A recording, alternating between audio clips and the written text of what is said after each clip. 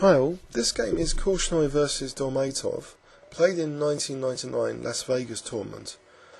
Korchnoi playing white, played c4, and Dolmatov is a specialist in the Leningrad Dutch defence, so f5, and after knight f3, knight f6, and white fianchettoing the bishop, black first plays d6, and now after d4 also aims to quickly fianchetto his bishop. Korchnoi played bishop g2,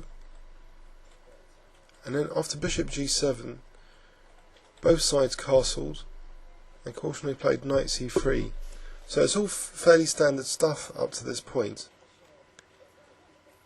Now black played c6, and Korchnoi played quite a surprising move. More usual in this position to what was played is either a move like b3 or maybe queen c2. Korchnoi played queen b3, and he had a very surprising and novel idea here behind this move. Dolmatov first played king h8 here though, because he was concerned about the c5 check. King h8 is quite a useful waiting move, but it does lose a little bit of time. Here Korchnoi played rook d1, so that d1 square which has just been vacated is now used for the rook to discourage an e5 by black. Often in this system, black's plan is queen e8 followed by e5 and e4, gaining a lot of space with tempo, especially after this knight moves, and even the queen, when it's on e8, can potentially come out later with h6 and g5 to h5. So it's a very aggressive system potentially, this Leningrad Dutch. First grabbing the space, but then a brutal kingside attack. But anyway, here Korchnoi's discouraged this plan, and now black plays knight a6, and now Korchnoi plays another surprising move. He plays queen a3. So it's kind of prophylactic play against black's pawns, trying to discourage this e5, because that d6 is going to be weak if e5 is played.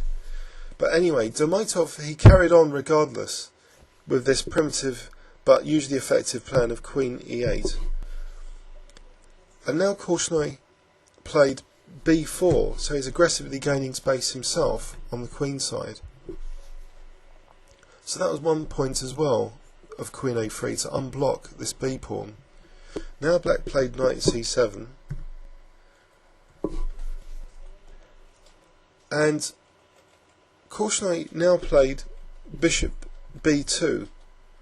Also interesting to consider here though is rook b1, which would be eyeing indirectly the b7 pawn if this d pawn was removed. So for example, in a critical variation here with e5, b5 would be very dangerous. For example, e4, and instead of the knight having to move away, because of this b file pressure, white could just play b takes c6 here, and now look at that b7 pawn. So if black took this knight temporarily a piece up, after bishop takes f3, black is very limited in options here.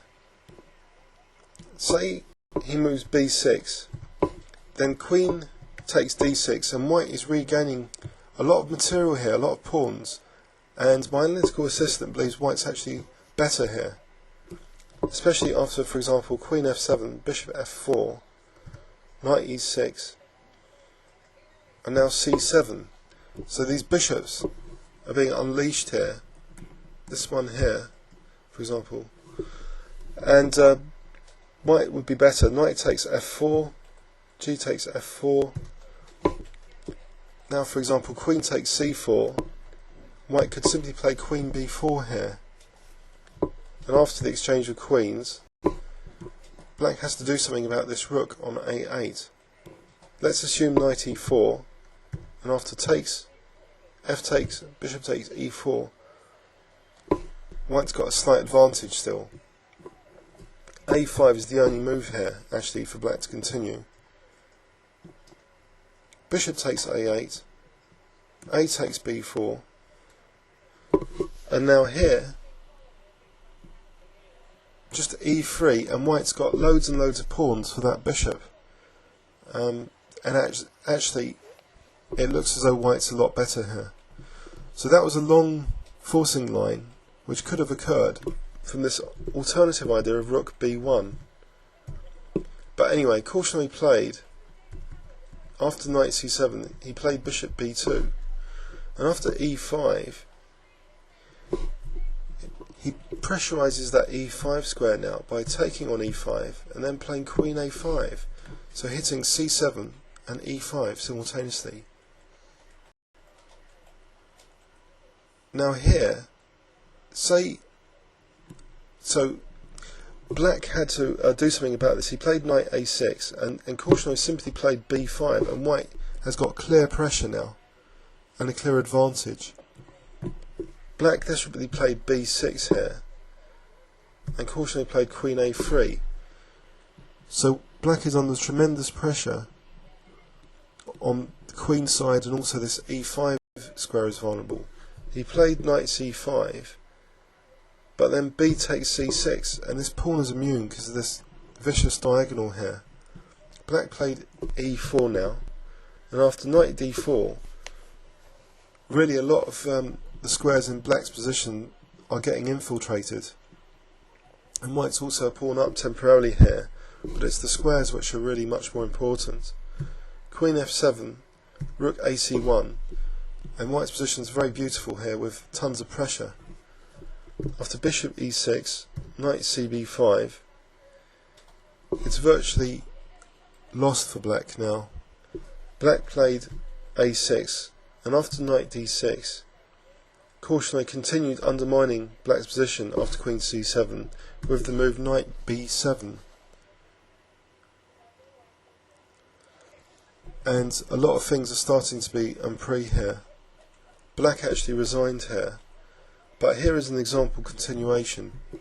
Rook fe8, knight takes c5, pawn takes c5, queen takes c5, bishop f8, knight takes e6, attacking black's queen, rook takes e6, and now here queen d5 looks to be a strong move, guaranteeing white a clear advantage, e.g. queen takes c6,